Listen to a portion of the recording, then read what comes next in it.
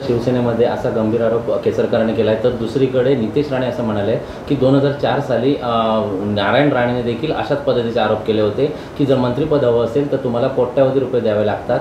काय सांगा? खरं तर केसरकर हे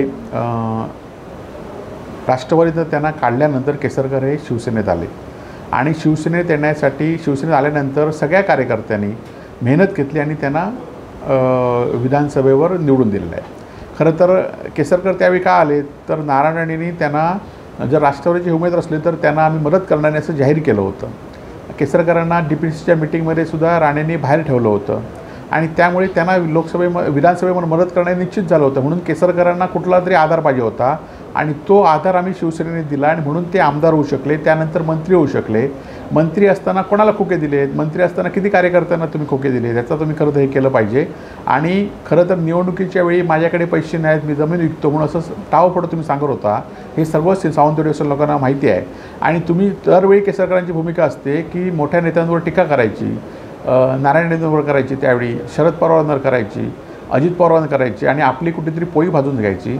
आज उद्धव बाळासाहेब ठाकरेंच्या सावंतवाडी दौऱ्याला जो प्रतिसाद मिळाला, आज खरं तर त्यांना वाटत होतं की आपण मंत्री झालो आहे, आपण कोट्यावधी रुपयाचा निधी आणू शकतो आणि मग आपण आपल्याला लोक येतील. परंतु लोक त्यांच्यावर नाहीत. अनेक लोकांनी कशा प्रतिक्रिया दिल्या त्या आपल्या माध्यमातून लोकांनी बघितलेल्या आहेत आणि त्यामुळेच केसरकरांच्या पायाखालची वाळू दरवेळी सरकत असते आणि ते दरवेळी नवीन काहीतरी बघत असतात, नवीन किनारा शोधत असतात. तसा आता तो राणेंचा किनारा त्यांनी शोधला आहे. ह्याच केसरकरांनी सांगितलं होतं की माझ्या मुलीचीला पाठलाग राणेंनी केला म्हणून. याच केसरकरांनी सांगितलं होतं की दहशतवाद मोडायची आहे म्हणून. याच केसरकरांनी सांगितलं होतं की राणेंची गुंडाशाही, राणेंचा अपमान मी पुढच्या वेळी मंत्री होऊन काढणार आहोत म्हणून. आणि ह्याच केसरकर आज सांगतायत, तेच केसरकर सांगतायत की आज नारायण राणेंसारखा विकास पुरुष कोण नाही, नारायण राणे चांगले माणूस आहेत. आणि त्यामुळे मग तुम्ही लोकांना का फसवलं? तुम्हाला त्याच्यावर कोणी जबरदस्ती केली होती काय राणेंना वाईट म्हणायची? आता राणेंना तुमच्या फायद्यासाठी प्रत्येक वेळी तुम्ही भूमिका बदलत असतात का? पहिल्यांदा सांगायचं ठाकरे चांगले आहेत, पवार चांगले आहेत, राणे चांगले आहेत, आता फडणवीस चांगले आहेत. माझं तर खुलं आव्हान आहे की केसरकर येणारी निवडणूक ही शिंदेबरोबर लढवणार नाही आहे, ते भाजपमधूनच लढवणार आहेत. आणि खरं तर आम्ही या अशा चुकीच्या केसरकरांच्या वक्तव्यामुळे सिंधुदुर्ग जिल्ह्यातल्या सगळ्यांना जनतेला माहिती आहेत.